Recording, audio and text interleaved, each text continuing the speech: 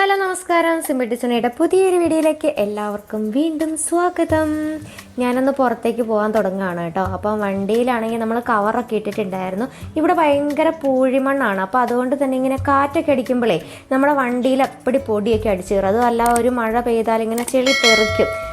ഫുള്ളായിട്ട് നനയത്തില്ല, പക്ഷെ ഇങ്ങനെ കുറച്ചപ്പുറത്തേക്ക് വീഴുന്ന മഴത്തുള്ളിയൊക്കെ ഇങ്ങനെ വീണ് ചെളി ഭയങ്കരമായിട്ടും ഇങ്ങനെ തെറിക്കും. അപ്പോൾ അങ്ങനെ ഒന്നും ആവാതിരിക്കാൻ വേണ്ടിയിട്ട് ഞാൻ കവറൊക്കെ ഇട്ടിട്ടുണ്ടായിരുന്നു. പിന്നെ ഞാൻ ഈ സീറ്റിൽ ഇങ്ങനെ ടവല് കെട്ടി വെക്കുന്നത് ഏട്ടനുണ്ടായിരുന്നപ്പോഴേ അങ്ങനെ എടുത്ത് വെക്കുമായിരുന്നു കേട്ടോ. അങ്ങനെ കെട്ടി വെക്കുമായിരുന്നു സീറ്റിൽ.